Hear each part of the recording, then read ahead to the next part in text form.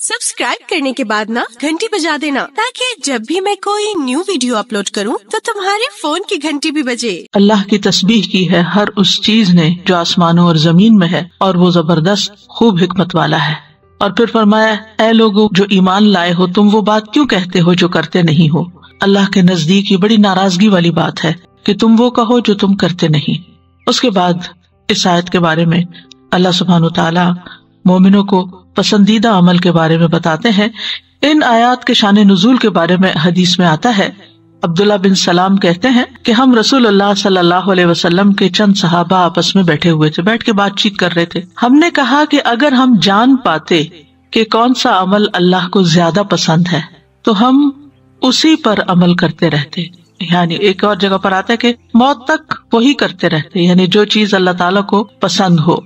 तो अल्लाह सुब्हानहू तआला ने ये आयात नाजिल कर दी, फ़अंज़लल्लाहु तआला सब्बह लिल्लाहि मा फ़िस समावात से आगे तक। और फिर वो बात क्यों कहते हो जो करते नहीं, यानी अगर तुमने ये कहा है तो फिर अब करना भी होगा, कि मोमिन का कौल और फेल एक जैसा होता है। अल्लाह ताला को कौल और फेल में तज़ाद सख्त नापसंद है, इसीलिए फरमाया कबुरा मक़तन इंदल्लाहि अन तक़ूलू मा ला तफ़अलून, कि अल्लाह ताला को वो बात सख्त नापसंद है। और मक़त कहते हैं किसी से सख्त बुग़्ज़ और इनाद रखने को, सख्त नाराज होने को, बेजार होने को। यानी अल्लाह सुब्हानहू तआला के नजदीक वो बात बड़ी बेजारी वाली है कि तुम जो कहो उस पर अमल न करो, जो तुम करते नहीं वो बस सिर्फ बातें करते रहो। और उसके बाद अल्लाह ताला ने उस अमल को बयान किया जो अल्लाह ताला को बहुत पसंदीदा है, और वो क्या कि सफ बस्ता होकर अल्लाह के रास्ते में जद्दोजहद की जाए। तो चूंकि पिछली आयत का ताल्लुक जिहाद से था, इसलिए जिहाद ही की मिसाल यहाँ पर बयान की गई। इरशाद बारी ताला है, इन्नल्लाह युहिब्बुल लज़ीना, बेशक अल्लाह ताला मोहब्बत रखता है उन लोगों से। युहिब्बु, उलमा कहते हैं कि अल्लाह ताला का बंदे से मोहब्बत करना, इससे मुराद अल्लाह का बंदे से राजी हो जाना है, खुश होना है, उसकी तकरीम करना है, अल्लाह ताला के यहाँ उसके मकाम का बुलंद होना है।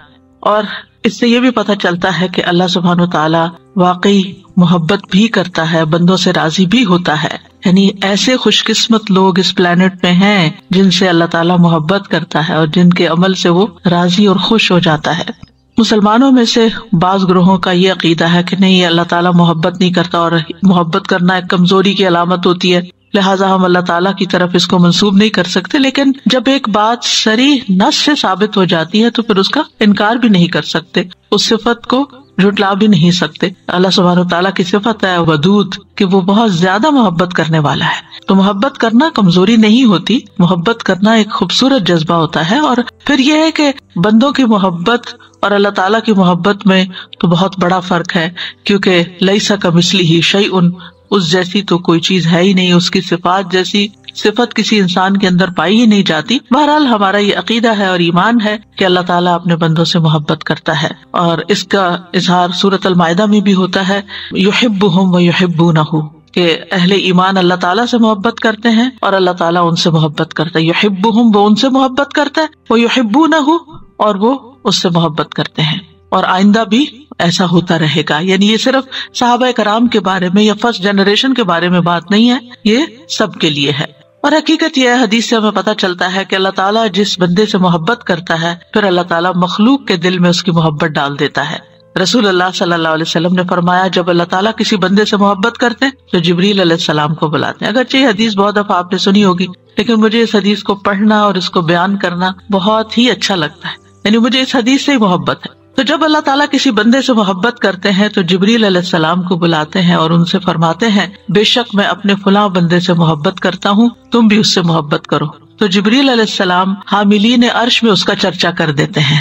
आसमान वाले हामिलीन अर्श की मिली जुली आवाजों का शोर सुनते हैं, तो सातवें आसमान वाले भी उस शख्स से मोहब्बत करने लगते हैं। यानी पहले जिब्रील, फिर हामिलीन अर्श, फिर सातवें आसमान वाले, फिर हर आसमान वाले, यानी मोहब्बत आहिस्ता आहिस्ता हर आसमान पे उतार दी जाती है, यहाँ तक कि उसकी मकबूलियत आसमानी दुनिया तक आ जाती है। फिर उसका जिक्र जमीन पर उतर आता है, फिर जमीन वाले उससे मोहब्बत करते हैं। अब हो सकता है कि आप कहें कि कोई शख्स ऐसा नहीं कि जिससे सभी मोहब्बत करते हो, तो इस जमीन वालों से मुराद फिर क्या है? जमीन के अंदर जो मखलूकात रहती हैं वो اور انسانوں میں سے وہ جو اللہ سے محبت کرتے ہیں پھر وہ اللہ والوں سے بھی محبت کرتے ہیں، کیونکہ پیغمبروں کی بھی شدید مخالفت ہوئی، جبکہ پیغمبر اللہ تعالیٰ کے محبوب بندے ہوتے ہیں۔ تو مراد اس سے یہ ہے کہ اہل ایمان جو اللہ سے محبت رکھتے ہیں، کیونکہ اللہ سے محبت کرنا ایمان کا تقاضا ہے۔ والذین آمنوا اشد حبا للہ، اور جو شخص اللہ سے محبت کرتا ہے تو پھر یہ نہیں ہو سکتا کہ اللہ تعالیٰ اس سے محبت نہ کرتا ہو، اور جو اللہ سے محبت کرتا ہے پھر وہ ایسے کام بھی کرے گا کہ جن سے اللہ تعالیٰ محبت کرتا ہے، کیونکہ جو محبت کرتا ہے اس کا دل چاہتا ہے کہ اس سے بھی محبت کی جائے، یعنی جس سے ہم محبت کرتے ہیں ہم اس سے جواباً محبت ہی چاہتے ہیں۔ تو پھر کون ایسا ہوگا جو اللہ تعالیٰ سے محبت کرے اور پھر جواباً یہ نہ چاہے کہ اللہ تعالیٰ بھی اس سے محبت کرے؟ تو پھر وہ ان کاموں میں لگ جاتا ہے جن سے اللہ تعالیٰ محبت کرتا ہے۔ تو یہاں پر وہ کام بتایا گیا کہ جو کاموں میں سے بہت ہی افضل کام ہے اور جس کی وجہ سے اللہ تعالیٰ اپنے بندوں سے محبت کرتا ہے، اور وہ ہے اللہ کے راستے میں قتال۔ یقاتلون فی سبیلہ یعنی اس کی خاطر اور اس کی اطاعت میں۔ اور قتال جو ہے یہ جہاد فی سبیل اللہ کی ایک قسم ہے اور جہاد کی چوٹی ہے۔ جیسا کہ آپ جانتے ہیں کہ جہاد کی مختلف اقسام ہیں، کلام کے ساتھ جہاد، مال کے ساتھ جہاد، خواہش نفس کے خلاف جہاد، شیطان کے ساتھ جہاد، دنیاوی لذتوں، شہوات اور شبہات کے خلاف جہاد۔ لیکن یہاں اس آیت میں جس جہاد کا ذکر کیا گیا وہ قتال ہے جو میدان جنگ میں ہوتا ہے یا باقاعدہ ایک لڑائی کی شکل میں ہوتا ہے، اور جو اس کا مقصد ہے کرنے والے کا وہ صرف اللہ کی رضا ہے، نہ مال غنیمت، نہ کشور کشائی، نہ دنیا کمانا ہے اس جہاد کا مقصد، اور نہ ہی اپنے جھنڈے لہرانا ہے، بلکہ اللہ کے دین کی گواہی دینا اور اللہ کی راہ میں جان دینا ہے۔ تو اللہ سبحانہ وتعالیٰ سے جو محبت کرتا ہے پھر وہ اللہ سبحانہ وتعالیٰ کے راستے میں اپنی قیمتی چیزیں پیش کرتا ہے۔ لن تنالوا البر حتى تنفقوا مما تحبون، یعنی بندہ پھر اللہ کی محبت میں اپنی محبوب چیزوں کو قربان کر سکتا ہے، اپنی نیند قربان کر سکتا ہے، اپنی اولاد کو، اپنے گھر بار کو، اپنے وطن کو، اپنے آرام کو، سکون کو، صحت کو، ہر چیز کو، یعنی کوئی بھی چیز پھر اس کو اللہ سبحانہ وتعالیٰ سے زیادہ پیاری نہیں ہوتی، حتیٰ کہ اس کو اپنی جان بھی نہیں پیاری ہوتی اللہ سے بڑھ کر، اور وہ جان دینے سے بھی نہیں کتراتا۔ جان دی ہوئی اسی کی تھی، حق تو یہ کہ حق ادا نہ ہوا۔ تو ابن قیم کہتے ہیں کہ بندہ اس وقت تک ان لوگوں کے مرتبے تک نہیں پہنچ سکتا جن سے اللہ محبت کرتا ہے جب تک وہ تلوار سے جہاد سے پہلے کچھ چیزوں سے جہاد نہ کر لے۔ یعنی صرف یہ نہیں کہ انسان ایک ہی جمپ میں آخری درجے تک پہنچ جائے، بلکہ اس سے پہلے جو چیزیں ہیں ان کو بھی کرنا ضروری ہے۔ اللہ تعالیٰ کا فرمان ہے وَالَّذِينَ جَاهَدُوا فِينَا لَنَهْدِيَنَّهُمْ سُبُلَنَا وَإِنَّ اللَّهَ لَمَعَ الْمُحْسِنِينَ، جو لوگ ہماری راہ میں جہاد کرتے ہیں، جد و جہد کرتے ہیں، ہم یقیناً انہیں اپنی راہیں دکھا دیتے ہیں، اور بلا شبہ اللہ یقیناً محسنین کے ساتھ ہوتا ہے۔ آج فقہ القلوب کے آتھر سے میری بات ہو رہی تھی، ایکچولی میرے واٹس ایپ کے اوپر آٹو ریپلائی جا رہا ہے تو وہ پریشان ہوئے، اور ان کے میسیجز آتے رہتے ہیں، انہیں نئی کتابیں آتی ہیں یا نئے ان کے لیکچرز آتے ہیں تو وہ انٹیمیشن دیتے رہتے ہیں۔ تو انہوں نے کہا کہ نہ میں انگریزی سمجھتا ہوں نہ میں اردو سمجھتا ہوں، تو آپ مجھ سے کیا چاہتی ہیں مجھے بتائیں۔ تو پھر خیر اتنی میں عربی میں کمیونیکیٹ کر لیتی ہوں، تو میں نے ان کو بتایا کہ یہ کچھ وجوہات کی بنا پر مجھے یہ میسج رکھنا پڑا ہے، تو اس میں آپ پریشان نہیں ہوں۔ پھر انہوں نے پوچھا کہ آپ کا کیا حال ہے اور کیا کام ہو رہا ہے، تو فقہ القلوب کے بارے میں بھی بات ہوئی، تو اس پہ انہوں نے ایک دو جملے بڑے اچھے بتائے۔ علم والے کی چند لمحوں کی صحبت بھی جو ہوتی ہے وہ جیسے موتی جھڑ رہے ہوتے ہیں، اور جو ہیروں کی تلاش میں انسان اور یک کوئی ایسی جگہ نظر آ جائے جہاں سے مل رہے ہوں۔ تو انہوں نے دو باتیں بڑی اہم کہیں، اور ان میں سے ایک بات تو میں نے شیئر بھی کی تھی آج گروپ میں، کورونا کی میں نے تھوڑی سی ذکر کیا۔ تو کہتے ہیں کہ علماء کہتے ہیں کہ جب تیز آندیاں آتی ہیں تو وہ بادلوں کو جمع بھی کر دیتی ہیں، اور پھر اس سے بارش برستی ہے، اور متفرق گروہ جو ہوتے ہیں وہ اکٹھے ہو جاتے ہیں۔ یعنی عسیٰ ان تکرہوا شیئا ویجعل اللہ فیہ خیرا کثیرا، کہ ایک چیز جس کو برا سمجھتے ہیں اس کے کئی اور فائدے بھی ہوتے ہیں، تو ہمیشہ پازیٹیو رہنا چاہیے، فائدوں پہ ہی نظر رکھنی چاہیے۔ دوسری بڑی اہم بات انہوں نے کہی، اور وہ یہی تھی کہ انسان کتابوں سے، انفارمیشن کے مختلف ذرائع سے علم حاصل کر سکتا ہے جس کو درایت کہتے ہیں، لیکن ہدایت صرف اس وقت ملتی ہے جب انسان والذین جاہدوا فینا محنت کرتا ہے، اٹموسٹ اسٹرگل کرتا ہے، کوشش کرتا ہے، لنہدینہم سبلنا، تو اس وقت ہدایت ملتی ہے۔ یعنی یہ ایک بہت بڑا جہاد ہوتا ہے، یہ بہت بڑی جدوجہد اور اٹموسٹ اسٹرگل ہوتی ہے کہ جس کی وجہ سے انسان کو صحیح رستہ ملتا ہے. یعنی صحیح رستہ پانے، اس رستے پہ چلنے، پھر منزل تک پہنچنے کے لیے انسان کو مشقت کرنی پڑتی ہے. یعنی اس کے لیے پھر اتنا کافی نہیں ہوتا کہ انسان کبھی کوئی کتاب اٹھا لے اور ادھر سے پڑھ لے، اور کبھی کوئی آرٹیکل پڑھ لے، اور کبھی کوئی کہیں سے ریسرچ اور کہیں گوگل سے کچھ نکال کے کوئی ادھر ادھر کی رینڈم چیزیں پڑھ لے. تو اس سے انسان بکھر بھی سکتا ہے، کیونکہ کہیں سے کچھ ملے گا کہیں کچھ، اور پھر ہر انسان کے اندر یہ صلاحیت نہیں ہوتی کہ مسائل کا استنباط کر سکے اور ساری چیزوں کو جمع کر کے اس سے کوئی مفید چیز نکال سکے. یہ چیز سخت محنت کے بعد ہی حاصل ہوتی ہے، جس کے لیے کتاب، استاد اور ایک تعلیم کا ماحول چاہیے. تو یہ چیز پھر انسان کو زندگی میں ایک ڈائریکشن دیتی ہے اور ایک جم کے کرنے کا کام. اسی لیے آپ دیکھیں کہ جو لوگ سیلف اسٹڈی کرتے کرتے علماء بن جاتے ہیں تو ان کی جو سوچیں ہوتی ہیں وہ عجیب بکھری سی ہوتی ہیں، لیکن وہ لوگ جو باقاعدہ علم کو حاصل کرتے ہیں، علماء کی صحبت میں بیٹھتے ہیں اور باقاعدہ اس کو سیکھتے ہیں، ان کی اپروچ مختلف ہوتی ہے. تو بہرحال یہاں پر جو بات ہو رہی ہے ابن قیم کے حوالے سے وہ یہی کہ بندہ ان لوگوں کے مرتبے تک نہیں پہنچ سکتا جن سے اللہ محبت کرتا ہے، اور وہ یہ یقاتلون فی سبیلہ سے پہلے کے بھی کچھ مراحل ہیں، اور ان میں سے سب سے پہلے تو ہدایت کے لیے جدوجہد ہے. ابن قیم کہتے ہیں پس اللہ سبحانہ وتعالیٰ نے ہدایت کو جہاد کے ساتھ معلق کیا ہے، اور لوگوں میں سب سے زیادہ ہدایت میں کامل وہ ہے جو سب سے زیادہ محنت کرنے والا ہے. اور پھر وہ کہتے ہیں کہ سب سے زیادہ جو جہاد فرض ہے وہ نفس کے خلاف جہاد ہے. ٹھیک ہے، ان النفس لامارۃ بالسوء، انسان سب سے جیت سکتا ہے لیکن اپنے سے ہار جاتا ہے، کیونکہ اپنی خواہشات کے آگے بند باندھنا، اپنے آپ کو کنٹرول کرنا، اپنے غصے کو کنٹرول کرنا، اپنے احساسات کو، یہ ایک بڑا مشکل کام ہوتا ہے. بعض اوقات آپ دیکھیے کہ انسان روب سے، دھونس دھاندلی سے، پریشر ڈال کے کسی سے کوئی کام نکلوا لیتا ہے اور وہ سمجھتا ہے کہ میں کامیاب ہوں، حالانکہ اگر دوسرا شخص سامنے والا صرف آپ کے پریشر کی وجہ سے کوئی کام کر رہا ہے تو آپ جیتے نہیں ہیں، یہ آپ کی ویکنس ہے، آپ ابھی بھی کمزور ہیں. جیتتا وہ ہے جو دلوں کو جیت لیتا ہے، اور جب لوگوں سے کام لیتا ہے تو اس طرح کہ وہ دل و جان لگا کر آپ کے ساتھ چلنے کو تیار ہو جائیں، کیونکہ جب تک لوگوں کے دل آپ کے ساتھ نہیں ہے آپ کی ٹیم نہیں بن سکتی. یعنی اگر آپ دین کا کام کرنا چاہتے ہیں، یعنی فی سبیل ہی کوئی کام کرنا چاہتے ہیں اللہ کے راستے میں، تو پھر اس سے پہلے آپ کو اپنے نفس پر کنٹرول بہت زیادہ ضروری ہے. کیونکہ بعض اوقات انسان عجب کا شکار ہوتا ہے کہ میں بڑی چیز ہوں، میری عقل بڑی ہے، میرا تجربہ بڑا وسیع ہے، میری ڈگریاں بہت بڑی ہیں، جو میں سوچ سکتا ہوں، جو میرا مشورہ ہوتا ہے وہ کسی کا نہیں ہو سکتا. یہ ساری انسان کی حماقتیں ہیں. وفوق کل ذی علم علیم، ہر علم والے کے اوپر ایک اور علم والا ہوتا ہے، ہر تجربے والے کے اوپر ایک اور تجربے والا ہوتا ہے. بعض لوگ اپنے آپ کو بہت اچھی طرح ایکسپریس کر لیتے ہیں، لیکن کچھ لوگ ہوتے ہیں وہ بہت کام کے ہوتے ہیں لیکن بہت ایکسپریسو نہیں ہوتے. تو ایسے لوگوں کو بھی پہچاننا، ان کو ساتھ لے کے چلنا. دیکھیں ساتھ اسی وقت چلتے ہیں نا کہ جب ایک جیسی رفتار ہو. جب ایک جیسی رفتار ہوتی ہے تو جو تیز چلنے والے ہوتے ہیں ان کو ذرا سا سلو ہونا پڑتا ہے، اور جو کمزور ہے ان کو ساتھ ملا کے چلنا پڑتا ہے اور قدم سے قدم ملا کے آگے بڑھنا پڑتا ہے. تو اس کے لیے پھر اپنے اندر کچھ چیزیں لانا بڑا ضروری ہے. اور ابن القیم کی بات جو ہے یہ بڑے کام کی بات ہے. پھر وہ کہتے ہیں کہ سب سے زیادہ جو جہاد فرض ہے وہ نفس کے خلاف جہاد، خواہشات کے خلاف جہاد، شیطان کے خلاف جہاد اور دنیا کے خلاف جہاد ہے.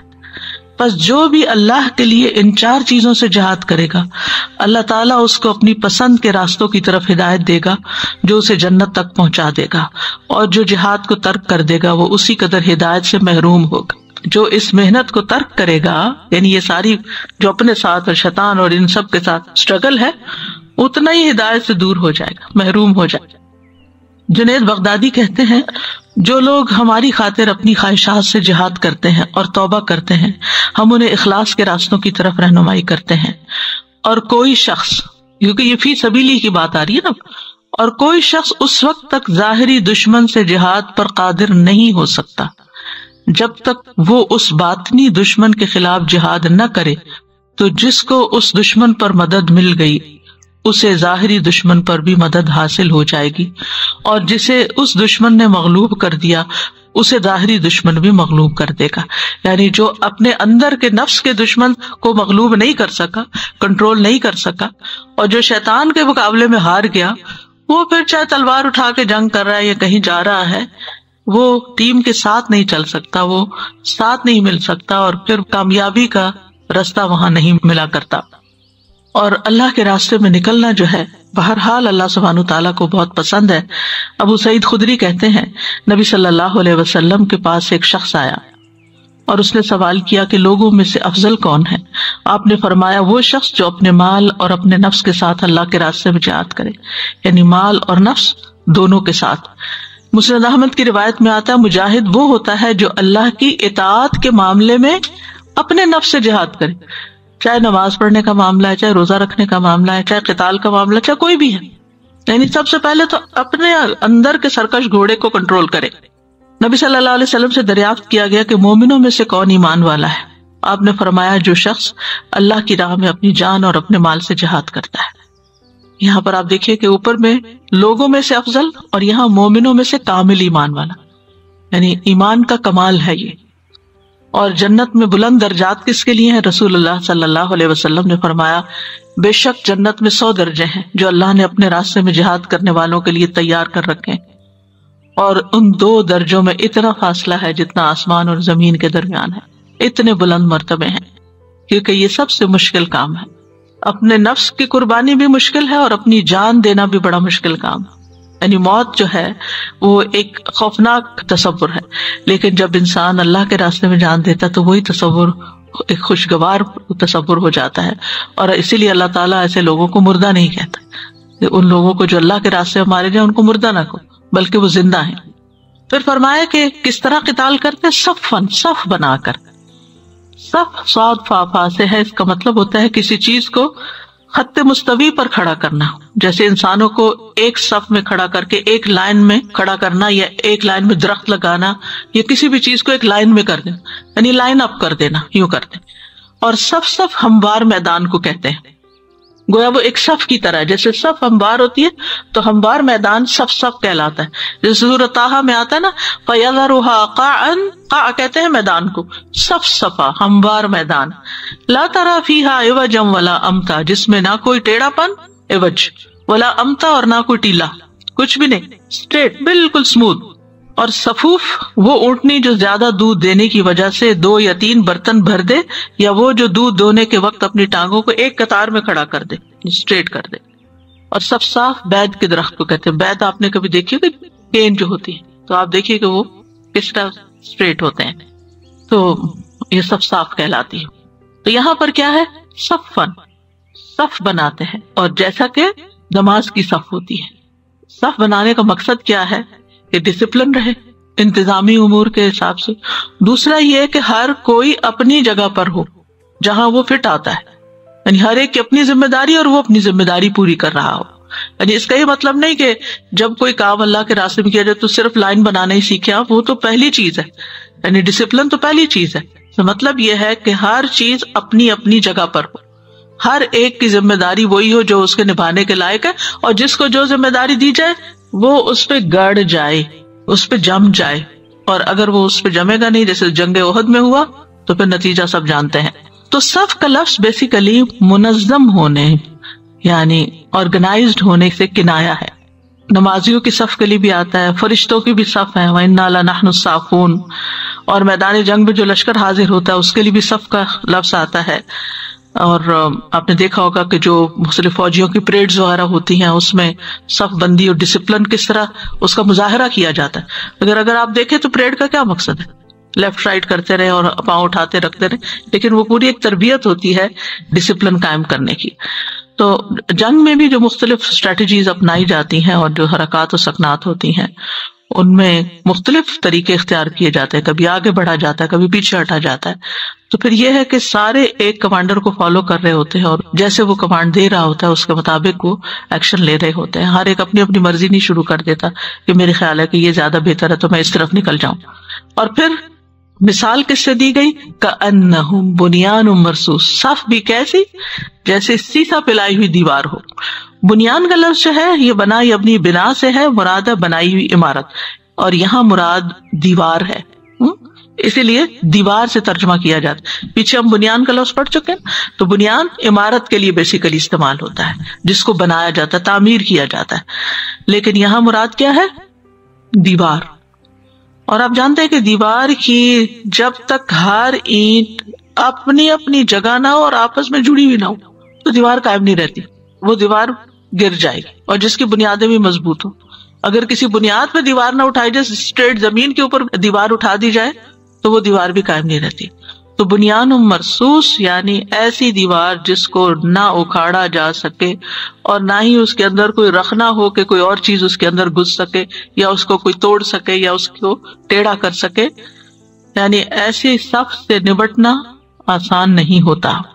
اسی لیے سورۃ انفال میں آتا ہے کہ جو شخص منظم فوج کشی کی صورت میں صف سے اپنی جگہ چھوڑ کے بھاگ نکلتا ہے, یعنی میدان جنگ چھوڑ کے بھاگتا ہے, یعنی اپنی جگہ چھوڑ دی, اس نے بھاگنے لگ گیا, تو اللہ کے غضب کے ساتھ لوٹتا ہے اور اس کا ٹھکانہ جہنم. کبیرہ گناہوں میں سے اس کو شمار کیا گیا. فقد باء بغضب من اللہ ومأواہ جہنم وبئس المصیر. تو وہ اللہ کا غضب لے کر لوٹا اور اس کا ٹھکانہ جہنم ہے اور وہ بہت ہی برا ٹھکانہ ہے.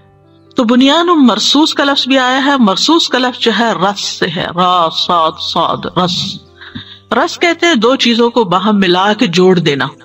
رساس بیسیکلی سیسا کو کہتے ہیں, لیڈ. کأنہم بنیان مرصوص, جیسا وہ سیسا پلائی ہوئی دیوار ہو. آپ نے سنا ہوگا حرم کے امام کہتے تراسو, یعنی صفیں درست کرو, تراسو فی الصلاۃ, یعنی اپنی صفیں جو ہیں وہ بالکل ساتھ جڑ جاؤ. اور عربی میں ترسیس المرأہ کہتے ہیں اپنے نقاب کو جب وہ فکس کرتی ہے, یعنی وہ کوئی چیز آگے پیچھے ہلتی جلتی نہیں, جیسے آج کل آپ اپنے ماسک فکس کرتے ہیں.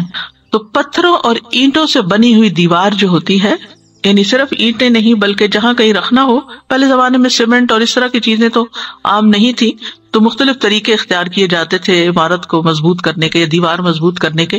جیسے ذوالقرنین نے کی تھی, لوہے کی چادریں اور پھر اس کے اوپر پگھلا ہوا تانبا ڈیلا تھا. تو ایسے ہی جو مضبوط قلعے بنائے جاتے یا ایسی دیواریں بنائی جاتی جن کو خاص طور پر مضبوط کیا جاتا, تو پہلے زمانے میں ان کے اوپر دیوار چن کے پھر اس کے اوپر سیسا انڈیل دیا جاتا, جس سے اس کے سارے رختے بھر جاتے اور وہ بالکل ایک ہو جاتی جیسے سیمنٹڈ دیوار ہوتی ہے. ابن عباس کہتے ہیں کہ پتھر کو پتھر پہ رکھا جاتا ہے, پھر ان کو چھوٹے پتھروں کے ساتھ مضبوط کیا جاتا ہے. آپ نے بھی دیکھا ہوگا کہ یہ اینٹیں بنانے کا رواج تو اب آیا نا, پہلے تو پتھروں پہ پتھر رکھے جاتے تھے, لیکن پتھر سارے برابر کے نہیں کٹتے تھے عام طور پر. تو جب ان کے درمیان کو رکھنا آتا تو چھوٹے پتھر سے ان رخنوں کو پر کر دیا جاتا اور اس طرح وہ دیواریں خوب مضبوط ہو جاتی. مراد اس سے یہی ہے کہ ایک دوسرے کے ساتھ پیوست عمارت, یعنی ایسی عمارت جو ایک دوسرے کے ساتھ جڑی ہوئی ہو, اس میں کوئی سوراخ نہ ہو, کوئی روشن دان نہ ہو, کوئی دراڑ نہ ہو, کوئی کمزوری نہ ہو. یعنی ایسی عمارت جو گویا کہ سیمنٹ سے بنی ہوئی ہے اور اوپر پلستر بھی کر دیا گیا ہے اور اوپر پینٹ بھی کر دیا گیا ہے, بالکل ہموار ہے, جہاں بعض اوقات کیل بھی نہیں ٹھوکا جا سکتا, اس کے لیے بھی آپ کو ڈرل کرنا پڑتا ہے. تو مثال کا مطلب کیا ہے؟ اس کا مطلب یہ ہے کہ اہل ایمان جب اللہ کے راستے میں نکلتے ہیں اور خصوصاً قتال کے لیے نکلتے ہیں تو وہ منظم شکل میں نکلتے ہیں, ایک دوسرے کو تقویت دینے والے ہوتے ہیں, ایک دوسرے کے ساتھ موافقت کرنے والے ہوتے ہیں اور ثابت قدمی اختیار کرتے ہیں. کیونکہ جیسے مضبوط دیوار جمی ہوئی ہوتی ہے نا, اس کو گرایا نہیں جا سکتا, تو اہل ایمان بھی پوری ثابت قدمی اختیار کرتے ہیں. جس طرح عمارت میں کوئی اختلاف نہیں ہوتا, اسی طرح اللہ کے حکم میں وہ آپس میں اختلاف نہیں کرتے, یعنی اللہ کا حکم آتا ہے اور اس کے اوپر چل پڑتے ہیں, اطاعت کرتے ہیں. اور ایسی دیوار بننے کے لیے کچھ ضروری صفات بھی چاہیے ہوتی ہیں. نمبر 1 یہ کہ عقیدہ اور مقصد میں کامل اتفاق, کہ کیوں کر رہے ہیں کوئی کام. اب یہاں پر آپ دیکھیے کہ کوئی بھی آپ ٹیم ورک کرتے ہیں کسی بھی پروجیکٹ کے لیے, اپنی روزمرہ زندگی پہ آ جائیے, ٹھیک ہے نا, خاندانی زندگی سے شروع کر لیتے ہیں. ایک گھر ہے, مثلا بعض اوقات یہ ہوتا ہے کہ گھر کے سارے افراد اپنی اپنی جگہ بڑے اچھے ہوتے ہیں, لیکن ان میں آپس میں کوئی کمیونیکیشن, ایک ڈرائی سا ماحول ہوتا ہے. شاید آپ نے دیکھا ہی ہو کئی ایسے گھرانے فیملیز یا ان کو آپس میں صرف شکایت ہوتی ہے, سبھی بڑے متقی پرہیزگار ہیں, نمازی ہیں, صدقہ خیرات کرنے والے ہیں, حج عمرے کرنے والے ہیں, اللہ کے راستے میں دینے والے, سب کچھ ہے, سارے ہی کر رہے ہیں, مگر آپس میں بکھرے ہوئے, کٹھے نہیں. اس گھر کے اندر خوشی نہیں ہوتی, اس کے اندر محبت نہیں ہوتی, وہ مل کے کوئی بڑے کام نہیں کر سکتے. جب اتفاق نہیں ہوتا تو پھر آپ اسٹرینتھ نہیں بنتے. جب اسٹرینتھ نہیں بنتے تو پھر آپ بڑا کام نہیں کر سکتے. چھوٹے چھوٹے کام تو آپ کر لیں گے.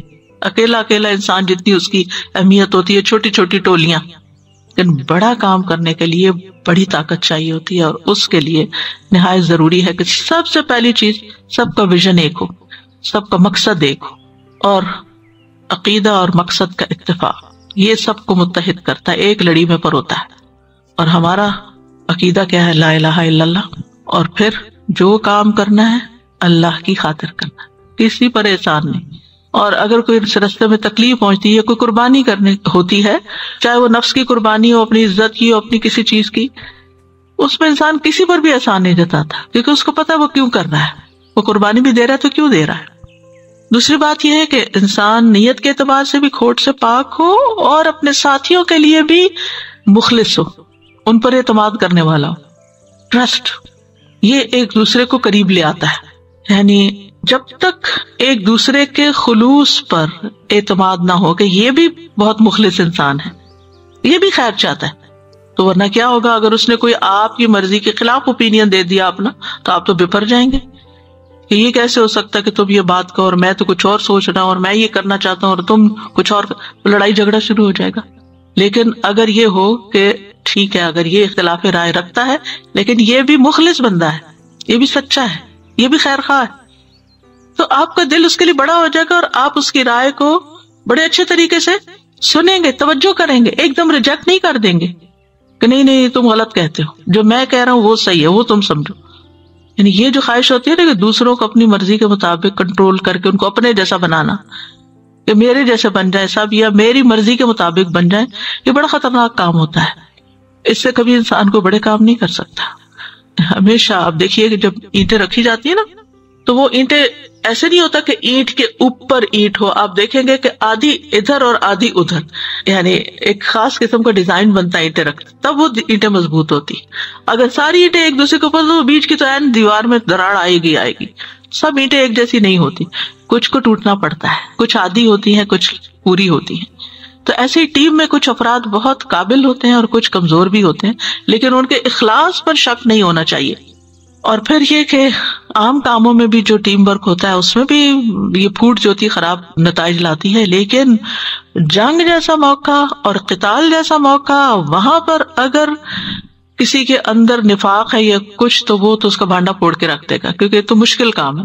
یعنی جتنا کوئی مشکل ٹاسک ہوتا ہے نا، اتنا ہی زیادہ انسان کے اندر اخلاص کی ضرورت ہوتی ہے، اتنی زیادہ اعتماد کی ضرورت ہوتی ہے، اتنی زیادہ اس دیوار کو سپورٹ کرنے کی ضرورت ہوتی ہے کہ یہ دیوار نہ گرنے پائے، کیونکہ اگر یہ گر گئی تو سب کچھ ختم ہو جائے گا. پھر یہ ہے کہ اخلاق کا بلند معیار ہونا چاہیے.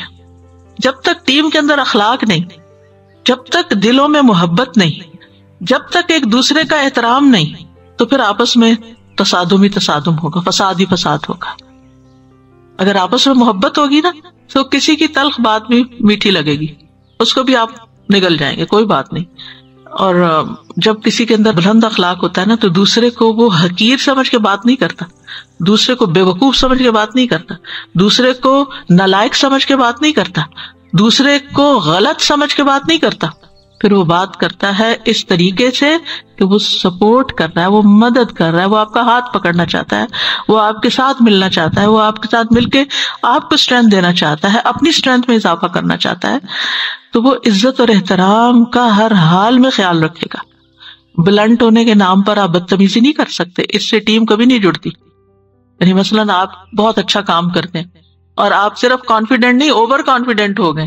کانفیڈینس تو اچھی بات ہے کہ اچھا ہو کام کے اندر، جو کر رہے ہیں آپ کو پورا یقین ہو کہ آپ ٹھیک کر رہے ہیں. لیکن اگر آپ اوور کانفیڈنٹ ہو جاتے ہیں، ضرورت سے زیادہ کانفیڈینس دکھانے لگتے ہیں اور دوسروں کو ذلیل کرنا شروع کر دیتے ہیں، تو آپ سمجھے کہ آپ اپنے مقصد میں ناکام ہو گئے، آپ کا مقصد پورا نہیں ہوگا. کیونکہ جب دلوں میں دراڑیں آ جاتی ہیں تو بڑے مقاصد پیچھے رہ جاتے ہیں. اور پھر چوتھی چیز جو ہے وہ ہے مقصد کو حاصل کرنے کا پکا ارادہ، کہ مقصد حاصل کرنا، نظر اس پہ ہو، جس کی نظر اس چیز پہ ہوگی کہ میں نے یہ کام کر کے چھوڑنا ہے، یہ تو کرنا ہی کرنا ہے. اب وہ راستے میں اس کو ہچکولے آئیں، اس کو تیر لگیں، اس کا خون بہے، اس کا مال جائے، اس کی عزت مجروح ہو، کچھ ہو، پرواہ نہیں کرتا کہ کیا جا رہا ہے میرا. کہتے جب اللہ ہی کے راستے میں مرنا ہے تو کس پہلو پہ گر کے مروں گا تو اس سے کیا فرق پڑتا ہے؟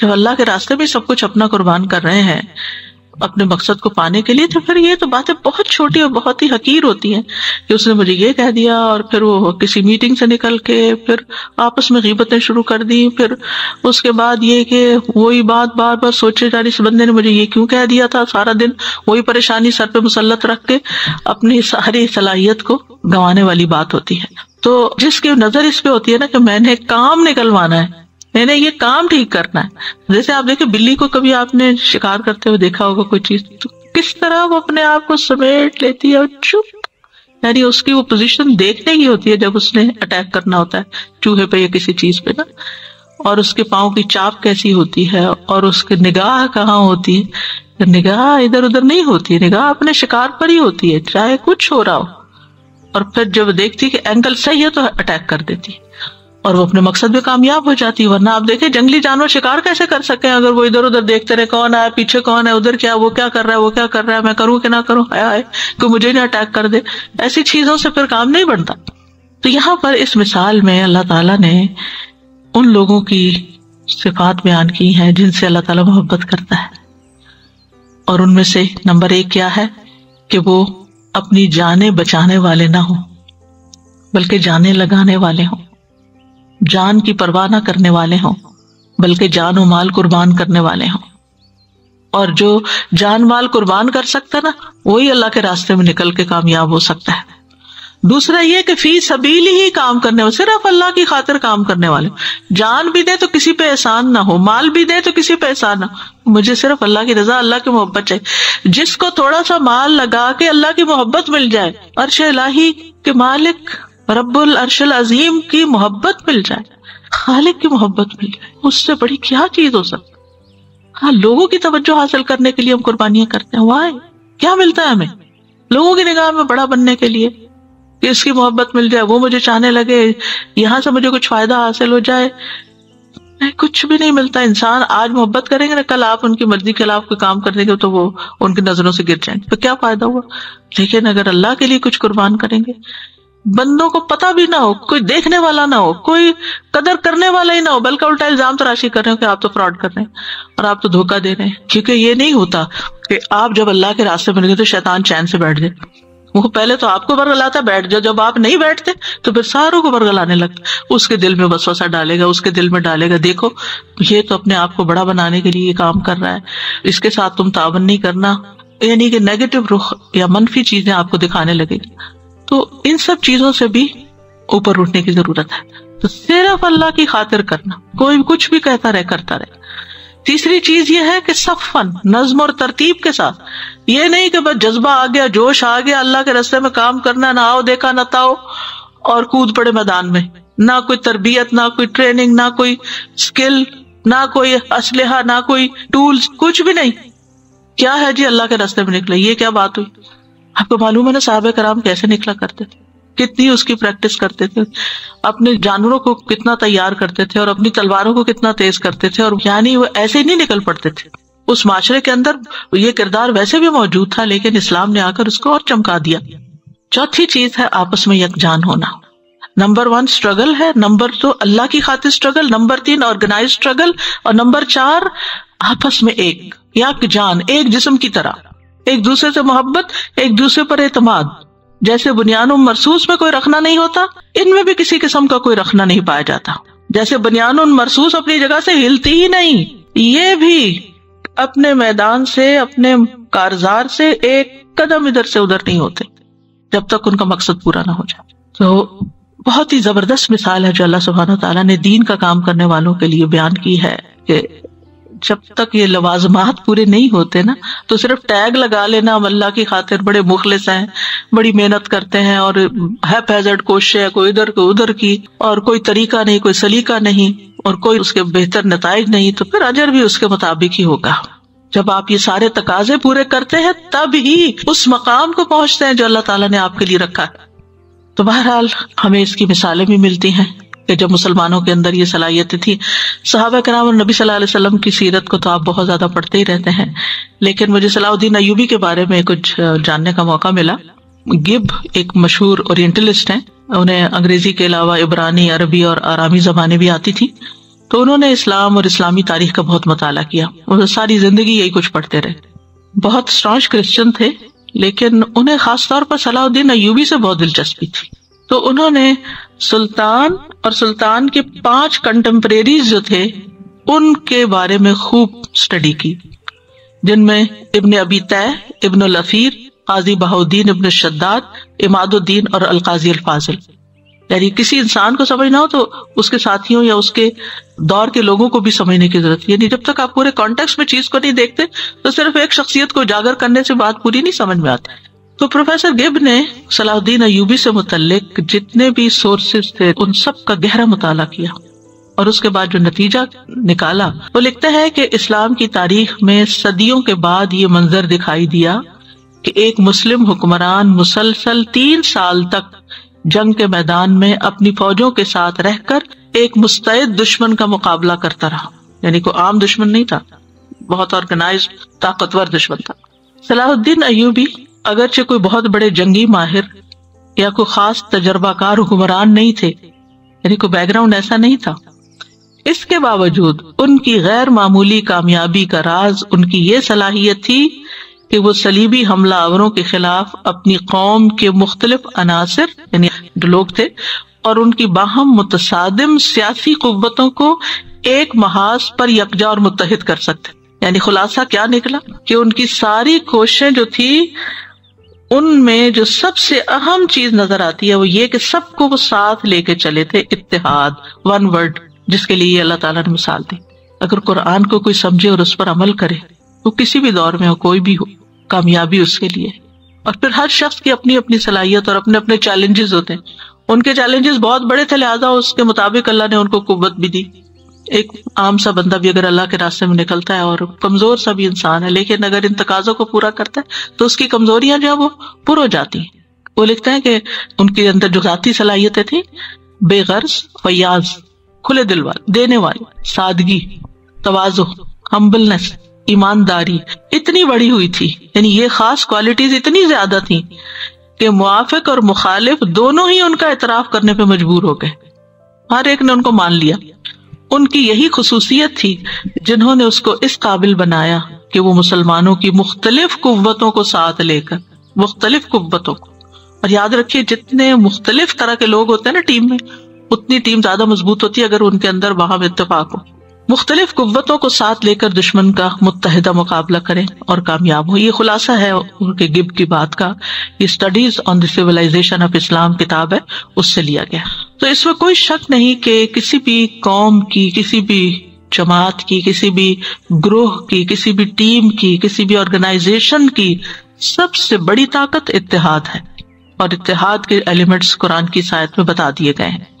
اور اتحاد کے لیے ایک دوسرے کا اعتراف کرنا، ان کی صلاحیتوں کو پہچاننا اور اپنے دل کو کشادہ رکھنا، دوسرے کو اس کے مقام پر رکھنا. کسی کے اندر کوئی صلاحیت ہے تو اس کو اکنالج کرنا، اپنی ذات کو نمایاں کرنے کی فکر نہیں کرنا. کیونکہ جب کسی ٹیم کے اندر یہ آ جاتا ہے اس کا لیڈر یا کوئی ادنا بھی کارکن اپنے آپ کو نمایاں کرنا شروع کر دینا کہ میں یہ ہوں، میں نے یہ کیا، میں نے وہ بتایا، بس پھر آپ سمجھے کہ کام خراب ہے. تو اپنے آپ کو دوسروں کے قریب لے جانا ہوگا، ان کا اعتماد جیتنا ہوگا. مگر اکثر لوگ الٹا کام کرتے ہیں، وہ دوسروں کو اپنے قریب لانے کی کوشش کرتے، دوسروں کو اپنے طریقے پہ لانے کی کوشش کرتے، جس کے نتیجے میں وہ دراڑ کبھی ملتی ہی نہیں.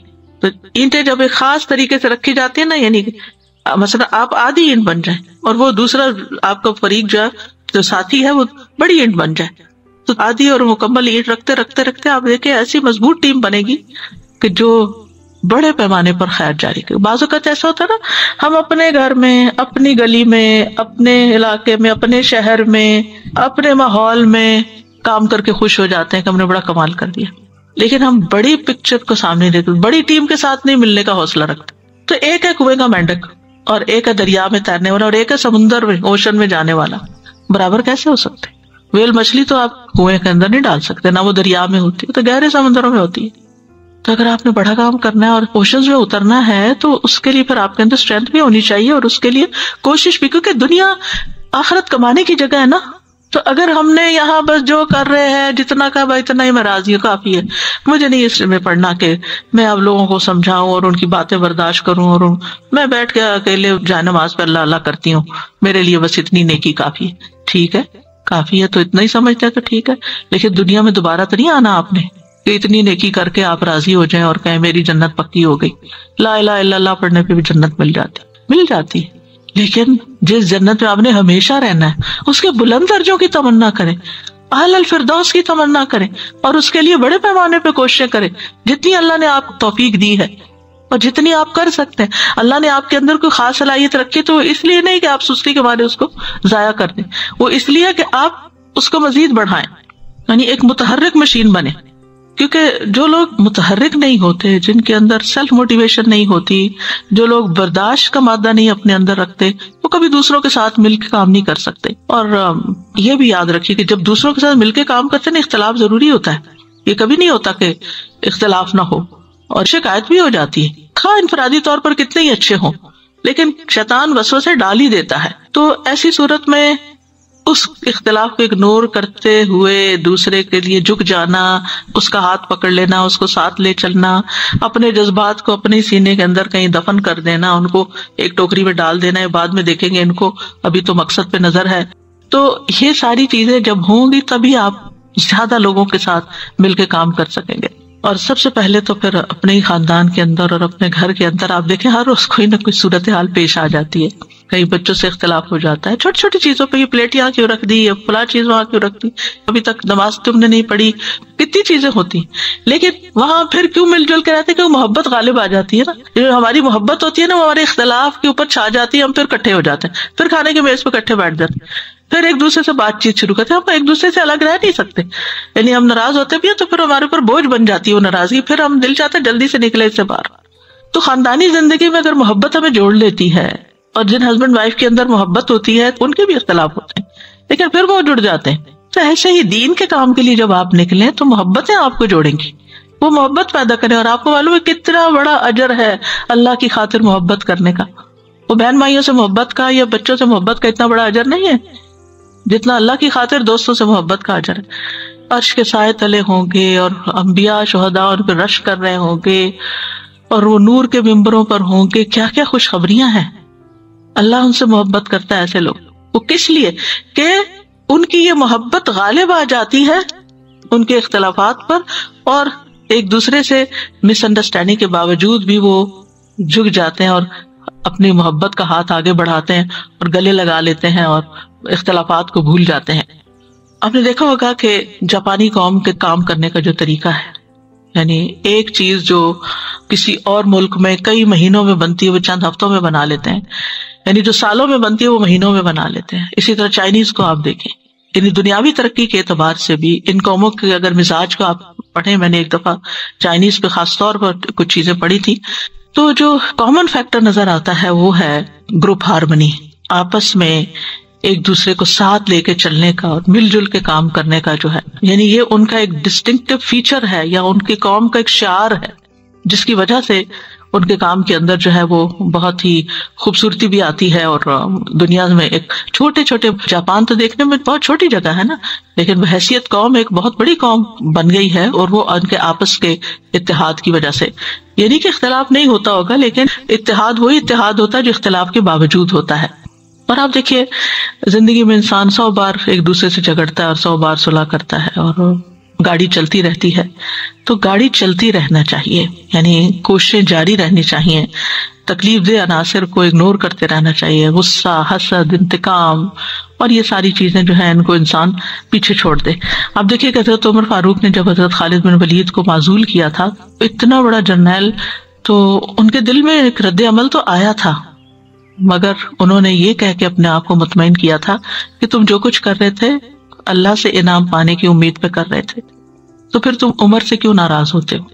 تو انہوں نے حضرت عمر سے شکایت کرنے کی بجائے اور اپنا ایک محاذ الگ قائم کرنے کی بجائے اپنے آپ کو سمجھا لیا اور پھر بھی ساتھ چلتے رہے.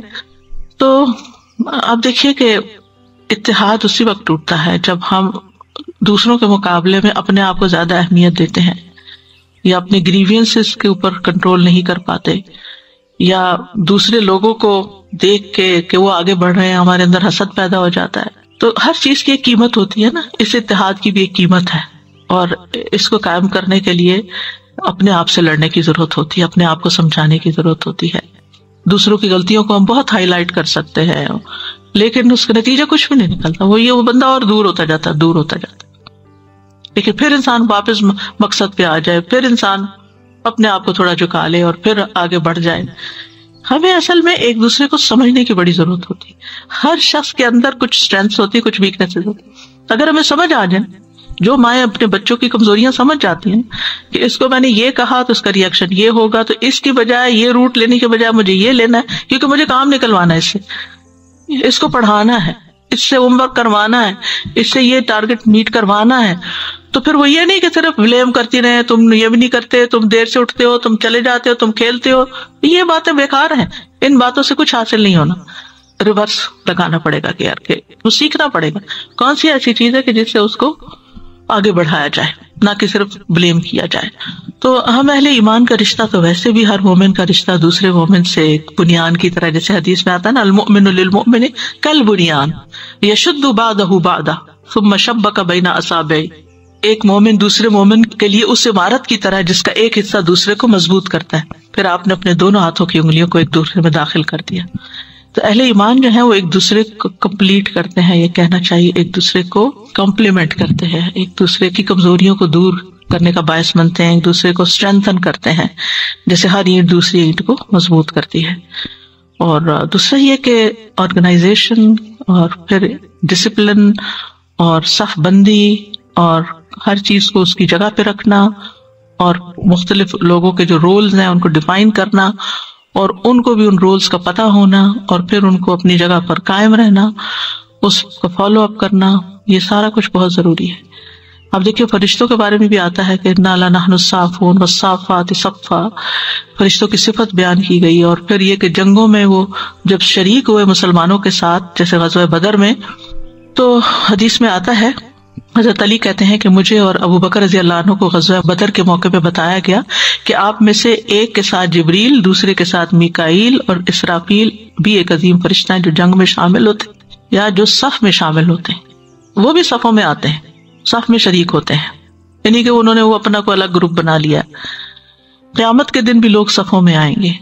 اہل جنت کی 120 صفیں ہوں گی جن میں سے 80 صفیں امت محمد صلی اللہ علیہ وسلم کی ہوں.